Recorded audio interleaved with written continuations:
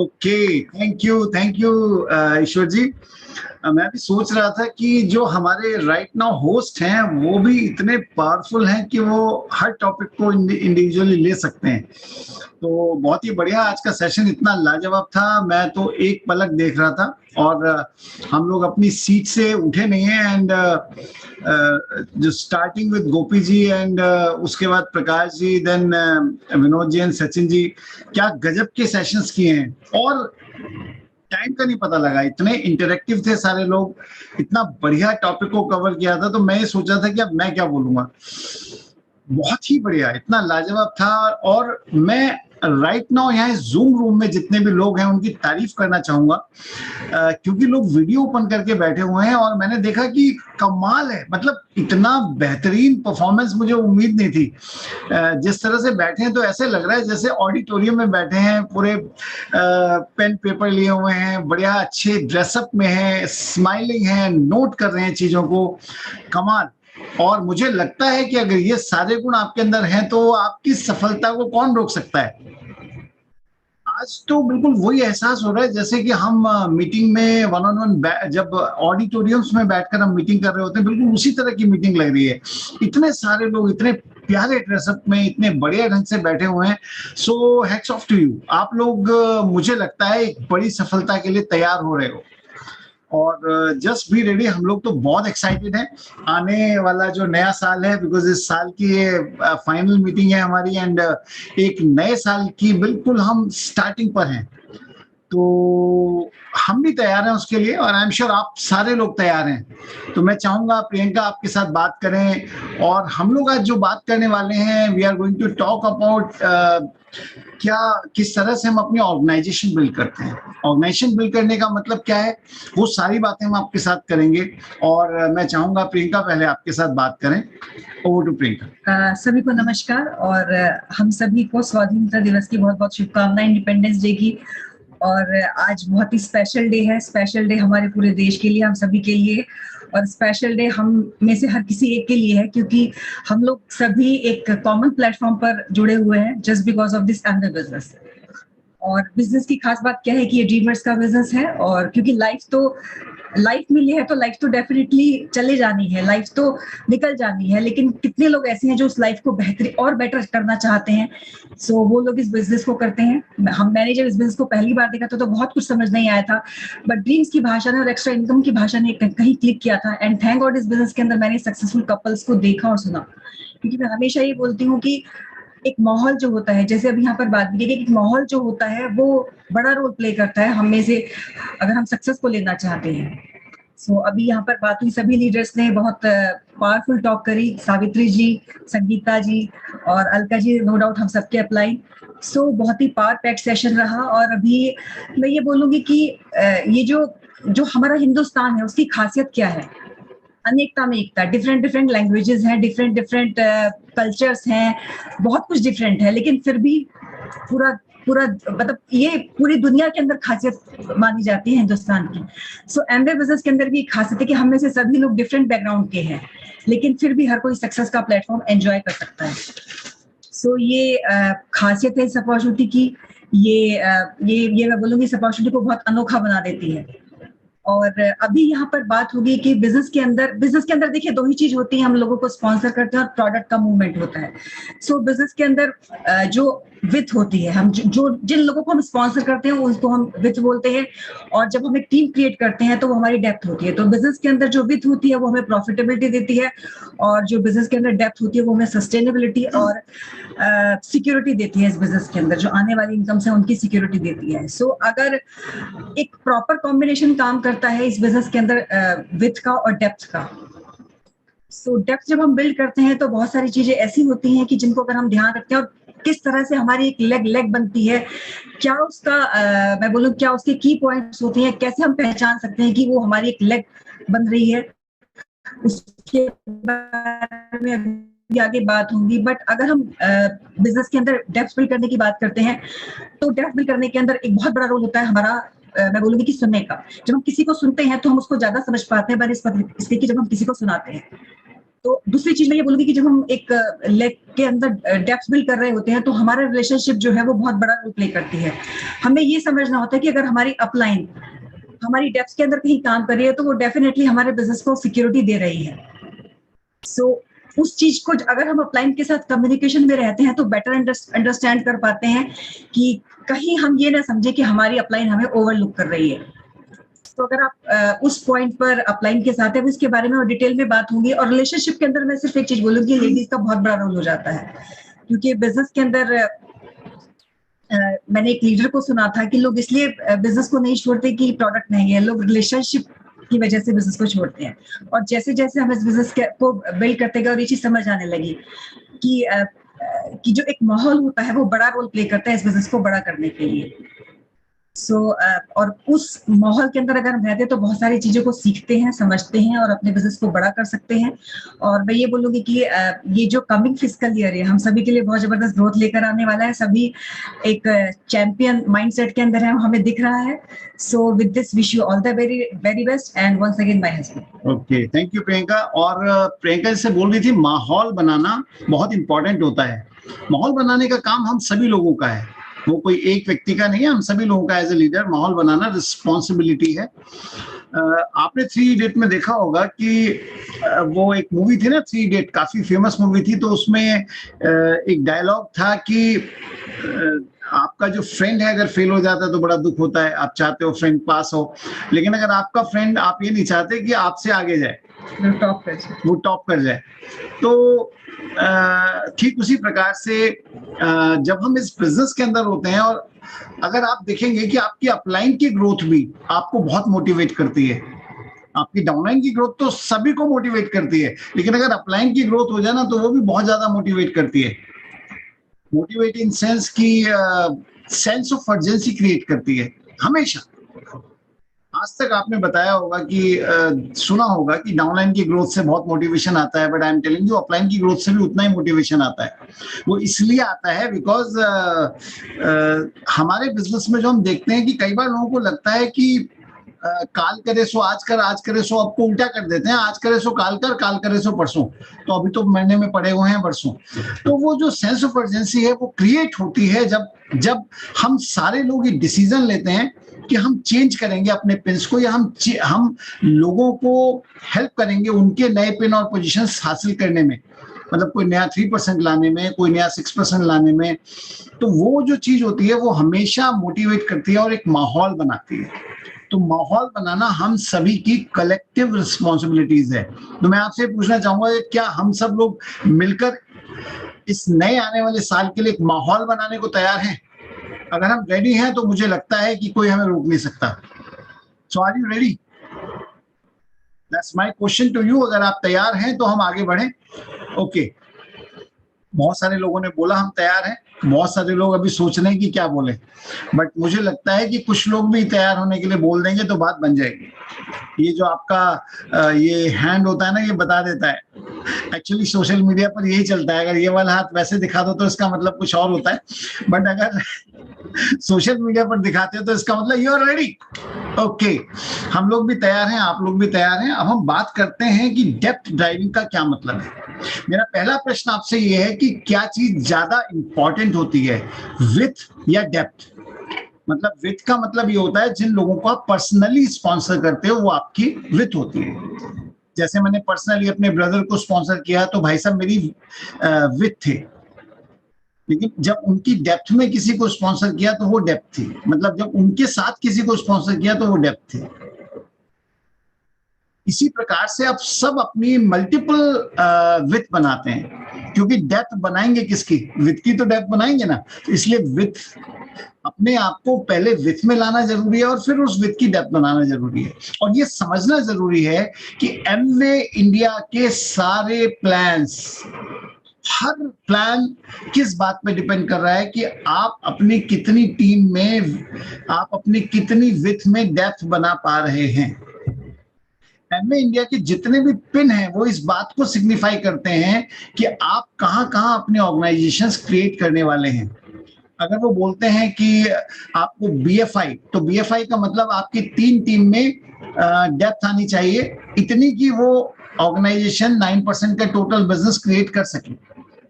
अगर हम बीबीआई की बात करते हैं तो इसका मतलब आपकी उन कम से कम 3 टीम में इतनी हमारी टर्नओवर होनी चाहिए कि वो लगभग 4 लाख से ऊपर का हो। तो यानी कि हमें 3 टीम से 4 लाख का टर्नओवर करना है। इसका मतलब ये नहीं है कि 3 हमने लोग स्पॉन्सर कर दिए तो उनसे 4 लाख का टर्नओवर हो जाएगा। मतलब क्या है कि टर्नओवर करने के लिए हमको एक ऑर्गेनाइजेशन डेवलप करनी पड़ेगी, और ऐसी 3 ऑर्गेनाइजेशन जो लोग डेवलप करके उसके अंदर टर्नओवर क्रिएट कर पाएंगे, वही लोग बीबीआई और बीएफआई का लाभ उठा पाएंगे। तो बीएफआई, बीबीआई, ये जो सारी बातें हैं, ये सारी चीजें तभी आपके लिए काम करेंगी जब आप ये किस तरह से हमें डेप्थ में जाना होता है ये चीज समझ पाएंगे। हाउ टू क्रिएट डेप्थ, तभी आप समझ पाएंगे। तो depth driving is very important. अगर हम बात करें कि किसी भी नई पिन के बारे में जब आप प्लान करेंगे तो सिर्फ वही लोग प्लान कर सकते हैं जो एक्चुअली ये सीख गए हैं कि how to develop an organisation और how to develop a team.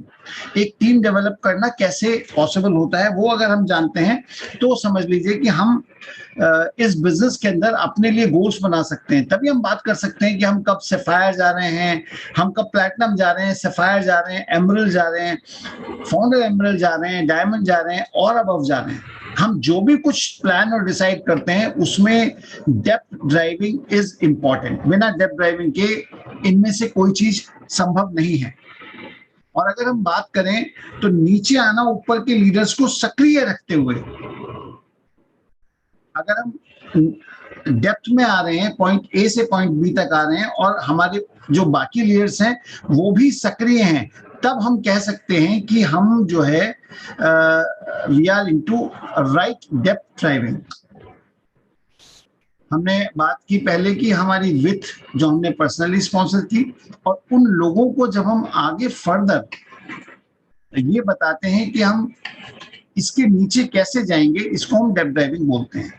अब इसमें क्या होता है, देखिए सबसे इंपॉर्टेंट चीज, आप पॉइंट ए पर हैं, आपने स्पॉन्सर किया पॉइंट ए पर। जैसे मेरे को सचिन जी ने स्पॉन्सर किया तो सचिन जी के लिए मैं पॉइंट ए था। मैंने अपने ब्रदर को स्पॉन्सर किया तो मेरे लिए मेरे ब्रदर पॉइंट ए थे, लेकिन सचिन जी के लिए वो पॉइंट बी हो गए थे। समझ गए ना?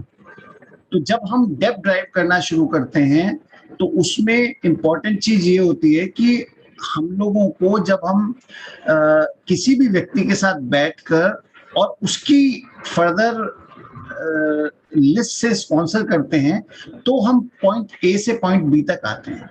ये प्रकाश जी ने बड़े अच्छे ढंग से समझाया था कि किस तरह से हम नई स्पॉन्सरिंग लेकर आते हैं। और पॉइंट ए से पॉइंट बी तक आने पर ही हम ये कह सकते हैं कि हमने उस व्यक्ति को स्पॉन्सर किया है। अगर किसी के नीचे किसी को स्पॉन्सर ही नहीं किया, आपने हेल्प नहीं की, उसकी टीम, उसकी जितनी भी लिस्ट थी, अगर हम उससे एक नई स्पॉन्सरिंग ला पाते हैं तभी हम कहते हैं कि वो व्यक्ति भी स्पॉन्सर हुआ है। अगर आपने पॉइंट ए की डेप्थ में पॉइंट बी को क्रिएट किया तभी आप कह सकते हैं कि पॉइंट ए क्रिएट हुआ है।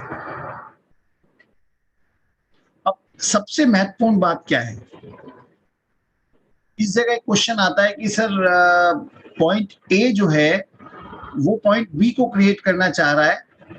अब पॉइंट बी से जब हम पॉइंट सी तक आते हैं और पॉइंट सी से पॉइंट डी तक आते हैं तो ये डेप्थ बन जाती है। लेकिन ये स्ट्रक्चर किस तरह की बनती है? ये स्ट्रक्चर बनती है हमारी एक लाइन का, एक के नीचे एक के नीचे एक के नीचे एक। That is not truly depth. Depth इस तरह से होती है जैसे आप एक पेड़ को देखते हैं ना, पेड़ की बहुत सारी शाखाएं होती हैं और पेड़ किस तरह से ग्रो कर रहा है। आप ये नहीं कह सकते कि एक पेड़ की 3 ही शाखाएं होंगी या 2 शाखाएं होंगी या 4 शाखाएं होंगी। इसका मतलब आप इसको बोल सकते हैं, आपकी ऑर्गेनाइजेशन बनाने का मतलब है एक ट्री की तरह की स्ट्रक्चर बनाना, क्योंकि आपको नहीं पता कि कहां से आप डेप्थ बना पाएंगे और कहां से डेप्थ आप नहीं बना पाएंगे। ठीक है ना? अब इसमें मैं 2-3-4 पॉइंट बताता हूँ। पॉइंट नंबर 1, अगर आप डेप्थ बनाना चाहते हैं तो नंबर 1 पॉइंट इज कि आपको मीटिंग करने के लिए तैयार रहना होगा।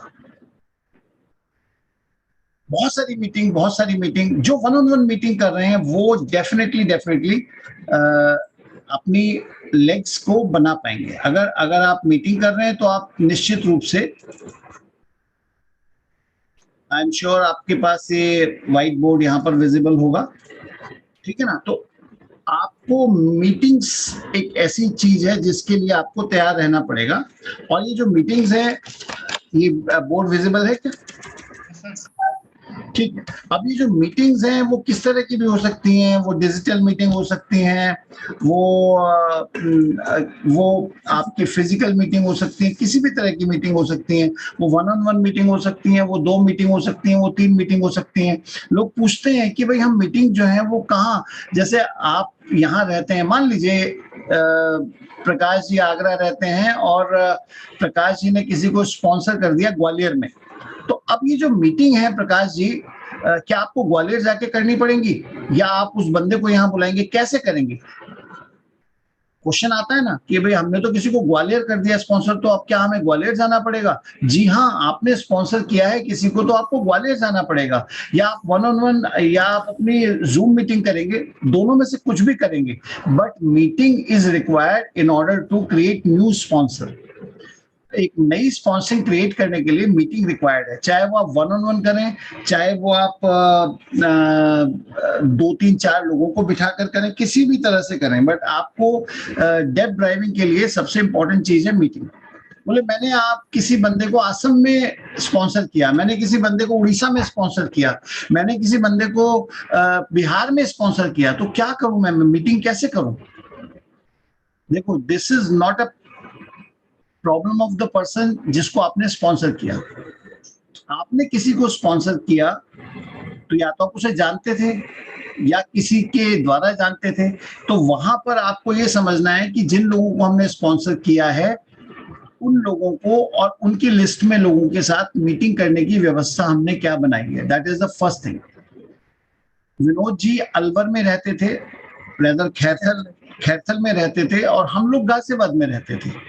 विनोद जी बहुत ओपन थे बिजनेस को बिल्ड करने के लिए।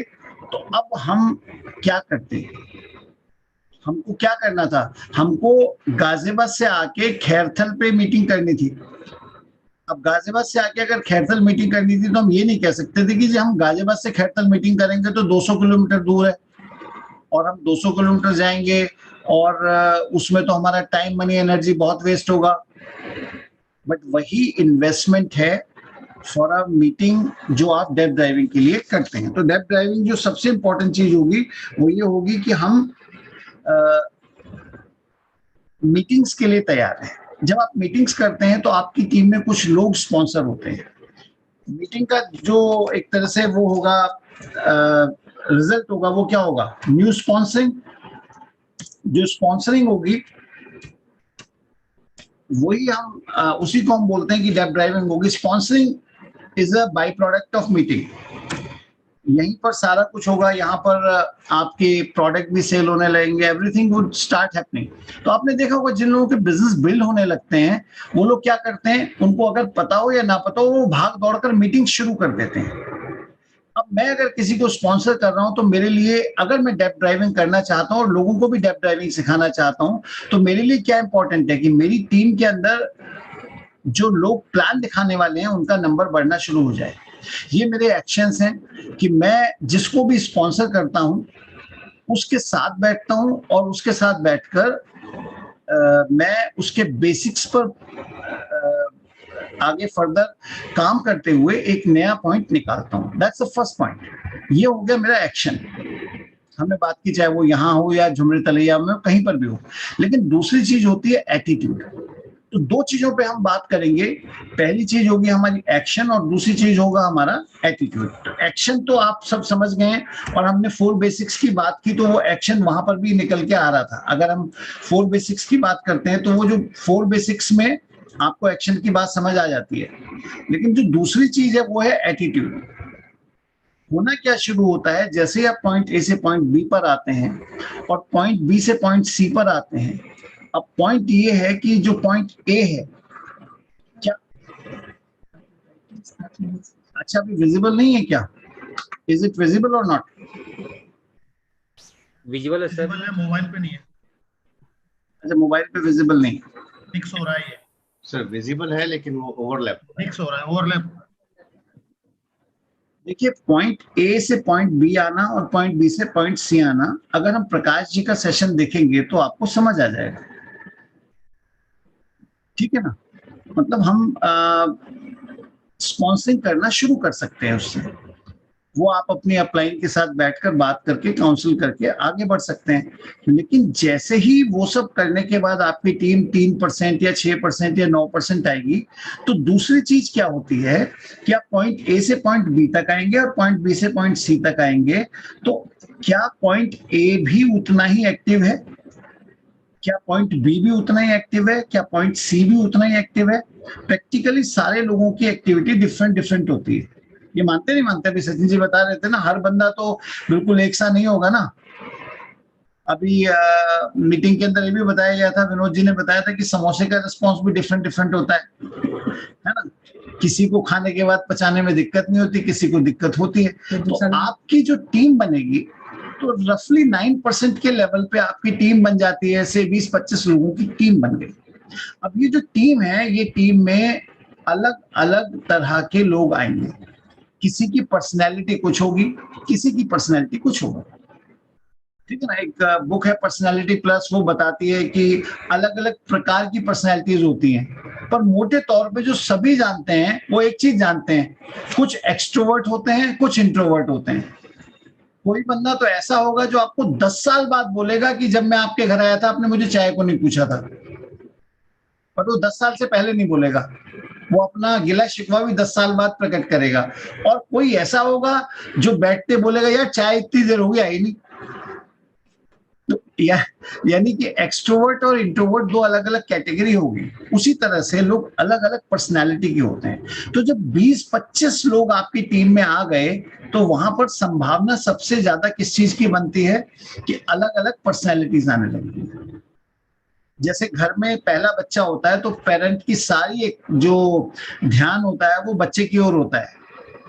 जब दूसरा बच्चा आ जाता है तो फिर वो नया बच्चा होता है तो उसकी ओर ध्यान होता है। अब जब उसकी ओर ध्यान होता है तो पहले वाला बच्चा फील करता है मैं थोड़ा नेग्लेक्टेड हो गया यार, मेरी इन्हें ज्यादा जरूरत नहीं रही।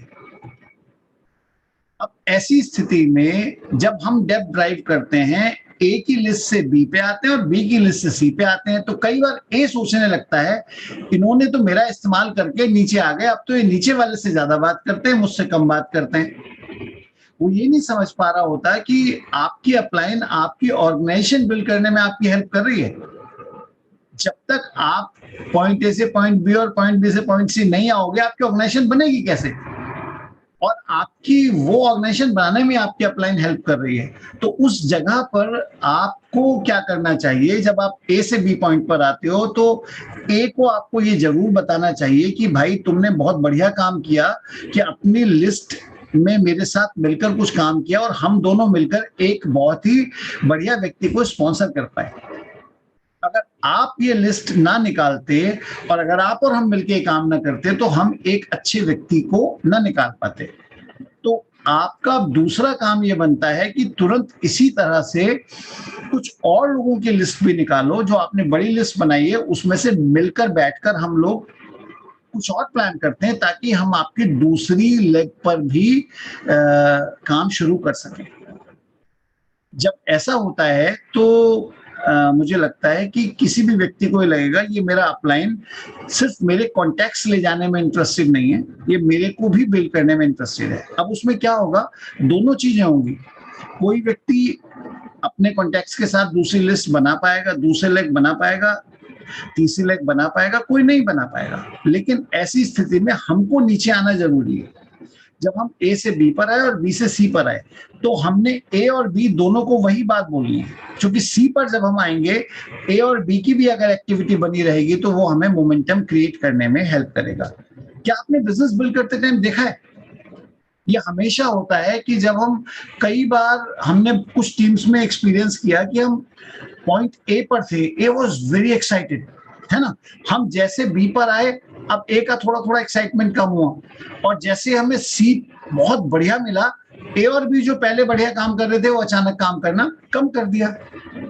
उसके पीछे रीजन ये था कि उनको लगा कि अब तो हमारा काम हो गया, हमें एक व्यक्ति मिल गया। ये काम नहीं करेगा। अगर हम एक्टिविटी नीचे ब्रीड कर रहे हैं तो ऊपर वाले बंदे की एक्टिविटी भी हमें साइड में ब्रीड करनी होगी। अगर मैं सिर्फ दूसरे तौर पे बोलूं, पॉइंट ए से जब हम पॉइंट बी पर आए और पॉइंट सी पर आए, तो हमें ए के लिए भी कोशिश करना होगा कि वो पॉइंट एक्स पर और वाई पर भी आए। लेकिन अगर वो नहीं आ पा रहा है तो हमें बी से भी यही कोशिश करनी पड़ेगी, हमें सी से भी यही कोशिश करनी पड़ेगी, और हम नीचे आ रहे हैं तो वहां पर भी हमें यही कोशिश करनी पड़ेगी।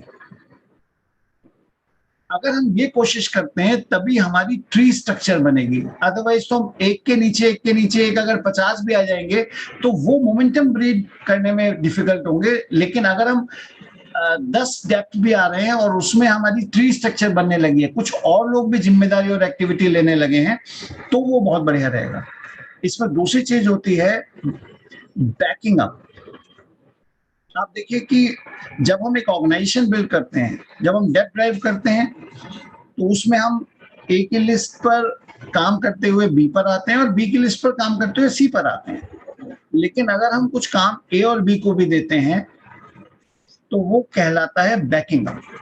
अगर हम बैकअप एक्शंस जनरेट करने में कामयाब होते हैं तो हम उस डेप्थ को बहुत अच्छा बना पाते हैं। बैकअप एक्शंस का मतलब क्या होता है? हमने किसी को स्पॉन्सर किया, उसकी लिस्ट लेकर दूसरे बंदे तक आए, दूसरे बंदे की लिस्ट लेकर तीसरे बंदे तक आए। अभी हम क्या कर रहे हैं कि हम उनके लिए प्लान दिखा रहे हैं, लेकिन उसके बावजूद भी हो सकता है कि ए बहुत अच्छा हो प्रोडक्ट को जानने में। अभी ए के साथ हमने प्रोडक्ट की काम कर लिया था, तो ए बी को प्रोडक्ट बनाना सिखा सकता है, प्रोडक्ट के ऑर्डर डलवाना सिखा सकता है। बहुत सारे काम होते हैं ना एक नए व्यक्ति के लिए जब हम गेटिंग स्टार्टेड करते हैं।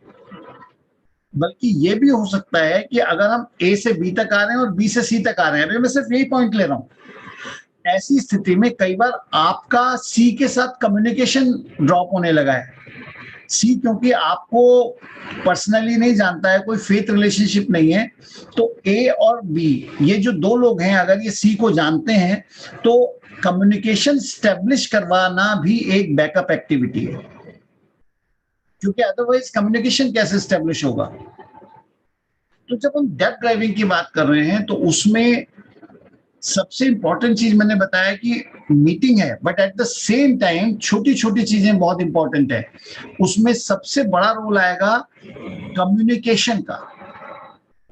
आप ए से बी तक बिना कम्युनिकेट किए नहीं आ सकते, बी से सी तक बिना कम्युनिकेट किए नहीं आ सकते। लेकिन ये जो कम्युनिकेशन होता है इसके बाद ही तालमेल बनता है, जिसे हम कोऑर्डिनेशन बोलते हैं। अगर कोई भी व्यक्ति खाली कम्युनिकेट नहीं करेगा तो वो कोऑर्डिनेट भी नहीं कर सकता। पहले कम्युनिकेशन आएगा फिर कोऑर्डिनेशन आएगा।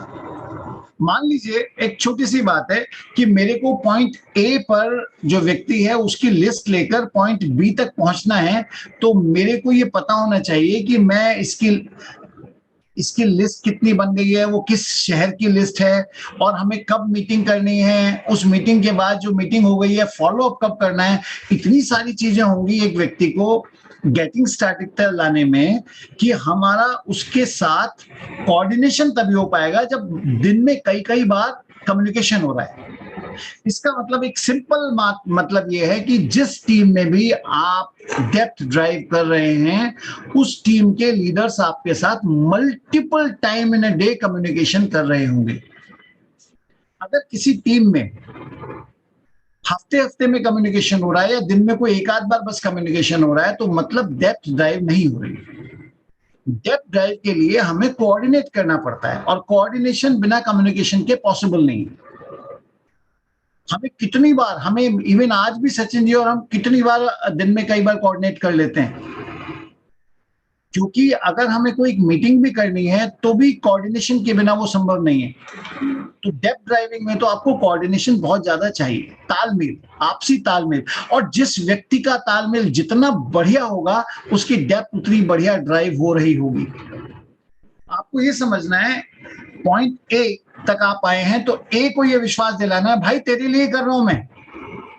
हम ये जितना भी काम कर रहे हैं आपकी ऑर्गेनाइजेशन बिल्ड करने के लिए कर रहे हैं। जब हम बी पर आते हैं तो बी, जब हम सी पर आएंगे तो हमें बी को यही बताना है कि भाई तुम्हारे लिए कर रहे हैं। ए और बी मिलकर देखो, आप दोनों लोग जब मिलकर बाहर जाओगे तो क्या होगा, तो जो एक व्यक्ति डेप्थ ड्राइव कर रहा होता है वो उसको एक विजन भी दे रहा होता है। किसी भी व्यक्ति को टिकाने के लिए एक विजन की आवश्यकता होती है। तो अगर आप डेप्थ ड्राइव कर रहे हो तो उसमें विजन ऑटोमेटिकली ट्रांसफर होगा। अगर विजन ट्रांसफर नहीं हो रहा तो वो क्यों टिकेगा? क्योंकि आपको पता है पॉइंट ए और पॉइंट बी दोनों के दोनों पॉइंट पर बहुत सारे लोगों की ना सुनने को मिलेगी, बहुत सारे लोगों का एक रिजेक्शन ऑब्जेक्शंस आएंगे, जो अभी सचिन जी बता रहे थे बहुत सारे। तो वो आप क्यों फेस करने वाले हैं? इसलिए फेस करने वाले हैं कि कल को आपकी लाइफ में वो सारे चेंज आ जाएंगे जो बताए गए हैं। इसका मतलब अगर आप डेप्थ ड्राइव कर रहे हो, कोई ऑर्गेनाइजेशन बिल्ड कर रहे हो, तो कोई भी ऑर्गेनाइजेशन बिना विजन और बिना ड्रीम के बिल्ड नहीं होती। और कॉमन ड्रीम, कॉमन गोल्स होते हैं हमारे कि भाई तुम प्लैटिनम फोरम में हम साथ जाएंगे, ALS पे साथ जाएंगे, हम लोग यहाँ एंजॉय करेंगे, हम लोग ये करेंगे, वो सारी चीजें हमारी कॉमन ड्रीम्स एंड गोल्स में आती हैं, जो गोपी जी स्टार्टिंग में बता रहे थे। और उस जगह, उसकी वजह से हम बिजनेस के अंदर टिके रहते हैं। तो इंपॉर्टेंट चीज क्या है कि आपका तालमेल बिठाने के लिए उस ऑर्गेनाइजेशन में जो 2-3 पॉइंट हैं, वहां पर आपका कम्युनिकेशन हो रहा होगा। वही कम्युनिकेशन आपके लिए कोऑर्डिनेशन के लिए इंपॉर्टेंट होगा। मैं आपको रियल लाइफ एग्जांपल से भी बताऊंगा, बट अभी पहले आप ये समझिए कि अगर कम्युनिकेशन और कोऑर्डिनेशन नहीं है तो डेप्थ नहीं है। इसका मतलब एक बहुत सिंपल सी संकेत है, जो संकेत हम कह सकते हैं। आप चेक कीजिए कि आपकी किस टीम से बार बार आपके पास फोन आ रहे हैं। ये वही टीम होगी जहां पर आपको कोऑर्डिनेट करने के लिए जरूरी होगा। सर आज शाम को उसके यहाँ मीटिंग है, बोले आज तो मैं बिजी हूं, कल हो सकता है, शाम को हो सकता है, लेट नाइट हो सकता है। आपको कितनी बार बात करनी पड़ रही होगी और उनको भी कितनी बार बात करनी पड़ रही होगी। शुरुआत में हम लोगों को बोलते हैं कि अपनी अपलाइन को बात करो, बट धीरे धीरे अंडरस्टैंडिंग इस तरह की बन जाती है कि कौन कॉल कर रहा है नहीं पता, बट वो ऑटोमेटिकली हो रहा है। आप में से कितने लोगों ने फुटबॉल मैच खेला है? चलो खेला छोड़ो, देखा है। फुटबॉल के अंदर एक बेहतर टीम कौन सी होती है? बेहतर टीम वो होती है जिसके जो प्लेयर्स जो होते हैं, 11 खिलाड़ी जो होते हैं, वो बड़ी जल्दी से एक दूसरे को पास कर रहे होते हैं। जो टीम सबसे, आप उसे बड़े ध्यान से देखिएगा, आप सीखने के लिए देखिएगा कि जो टीम में प्लेयर अपने पास बॉल लेके घूम रहा है, वो टीम कभी जीत नहीं सकती। वो टीम जीतेगी जिस टीम के अंदर वो बॉल आते ही ये प्लान कर पाता है कि मुझे किसको पास देना है, एंड फाइनली जाकर जो हिट करता है वो एक स्ट्रेटेजी के थ्रू होता है। और कोई स्ट्रेटेजी बिना तालमेल के नहीं बन सकती। हेलो, कोई भी स्ट्रेटेजी बिना तालमेल के नहीं बन सकती, और तालमेल बिना कम्युनिकेशन के नहीं हो सकता। अब जब कम्युनिकेशन होगा, कोऑर्डिनेशन होगा, स्ट्रेटेजी बनेगी, तो जो स्ट्रेटेजी बनती है वो स्ट्रेटेजी बिना काउंसलिंग के नहीं बनती। यानी कि डेप्थ ड्राइविंग में क्या क्या चीजें इंपॉर्टेंट हैं? आपका कम्युनिकेशन इंपॉर्टेंट है with your upline, with your downline, because आप सभी किसी की अपलाइन और किसी की डाउनलाइन, बट जिस जगह पे आप ऑर्गेनाइजेशन बना रहे हो वहां आपका कम्युनिकेशन इंपॉर्टेंट है। वहां उस कम्युनिकेशन की वजह से आप कोऑर्डिनेशन करोगे।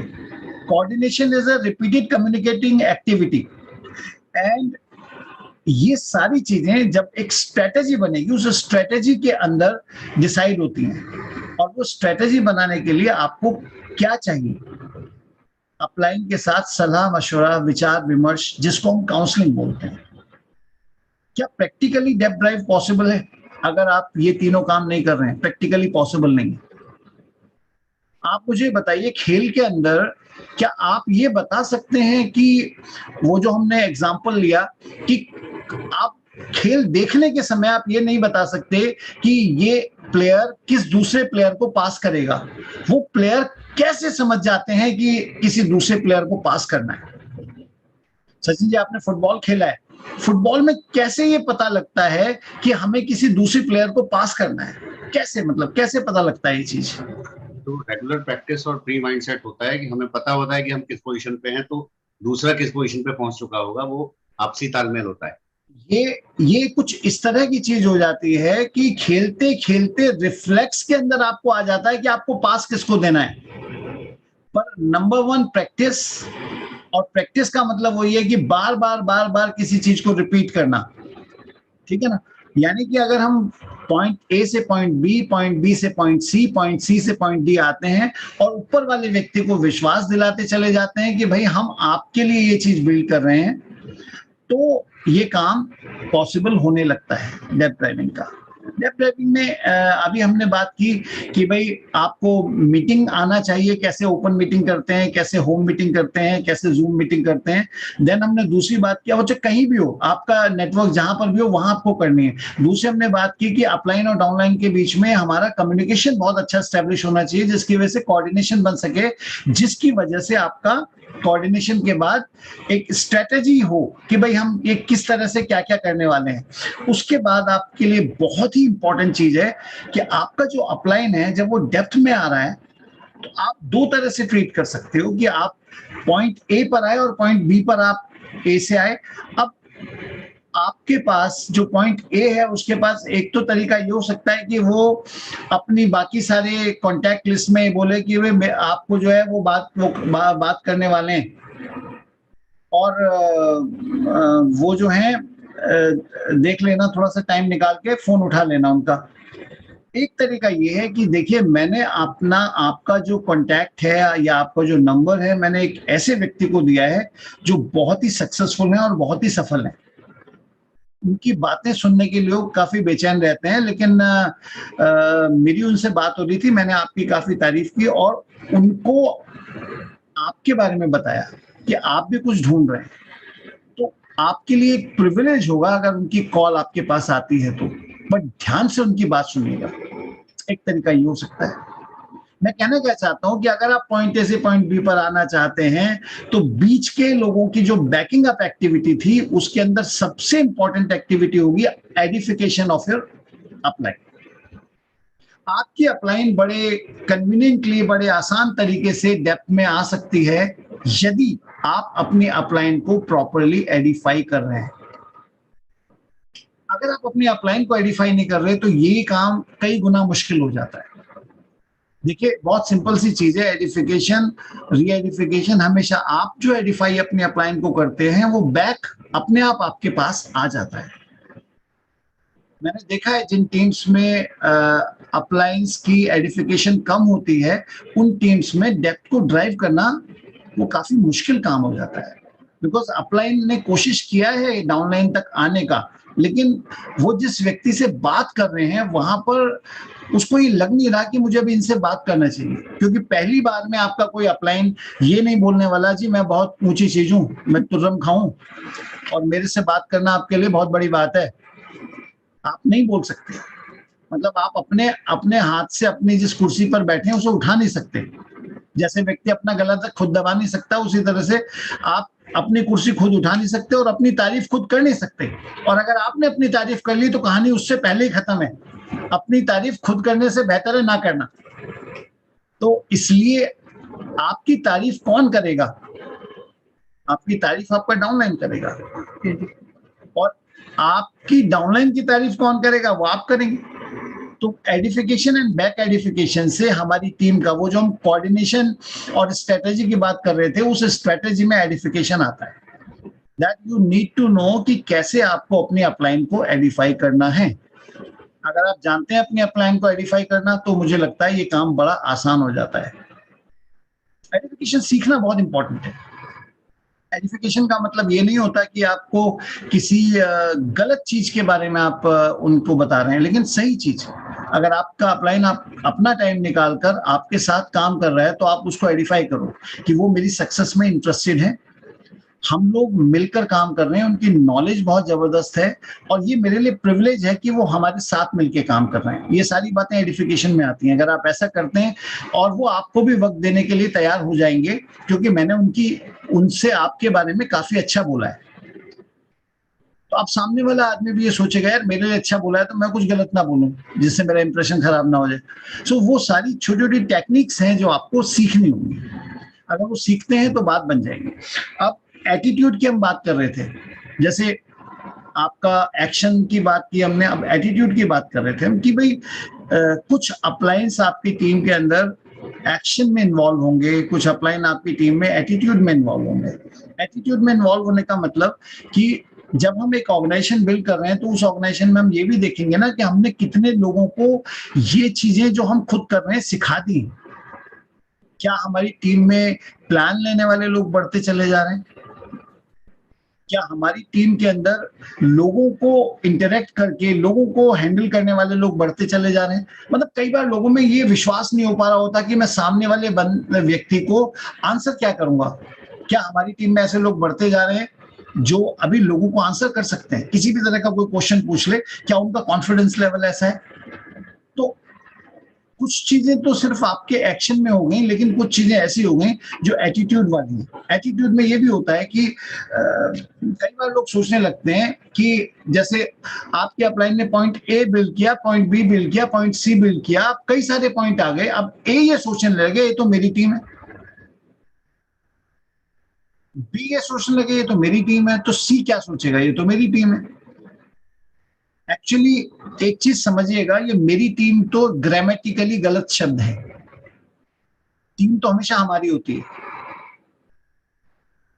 ये मेरी और एक्चुअली एमवे बिजनेस में जो सबसे ज्यादा हर्ट करता है वो होता है मेरा। अगर ये हमारा होगा तो ग्रो करेगा, मेरा होगा तो डी ग्रो करेगा, क्योंकि अलग अलग पर्सनैलिटीज होती हैं और अलग अलग पर्सनैलिटीज अलग अलग तरीके से बिहेव करती हैं।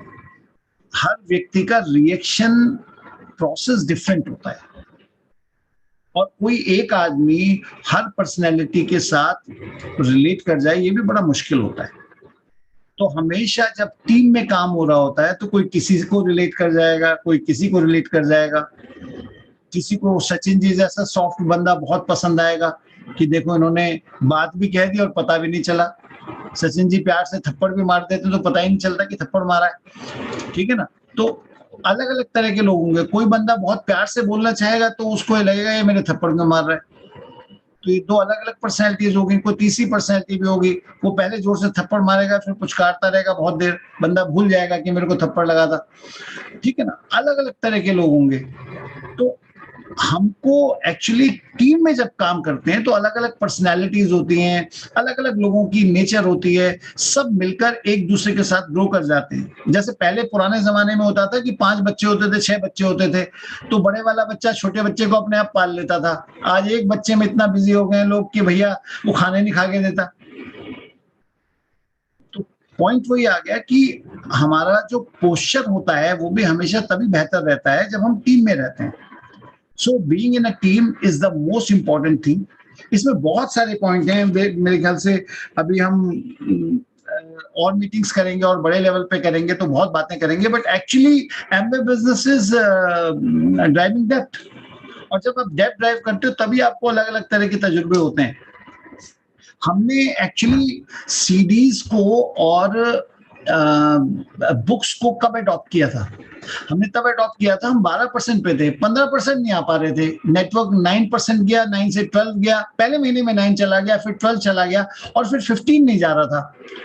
तो हमें बहुत सारी चीजें लग रही थी, तभी हम सिस्टम का पार्ट बने थे और तभी हमें ये लगने लगा था कि हमें कुछ और भी सीखना पड़ेगा, क्योंकि लोगों की ग्रोथ तो हो रही है। एट एनी लेवल जहां पर हम अटक जाते हैं वहां पर हमें कुछ सीखने की जरूरत होती है, और वो जो सीखना होता है कई बार किताबें बड़े अच्छे ढंग से समझाती हैं, लोक व्यवहार और मैत्री कला बड़े अच्छे ढंग से समझा देती है। एक्चुअली जब 9 और 12% पे टीम आ रही होती है और टीम में आपस में थोड़े बड़े कॉन्फ्लिक्ट आ रहे होते हैं, तो उस समय पर ये जो सीडीज का और ये जो बुक्स होती हैं इनका महत्व बहुत बढ़ जाता है। बिकॉज कई बार स्ट्रेट अवे कोई आपको कुछ बोले तो कई बार समझ नहीं आता, बट ऑर्गेनाइजेशन जब बिल्ड कर रहे हो तो उसमें वो चीज बहुत इंपॉर्टेंट है कि आपको क्या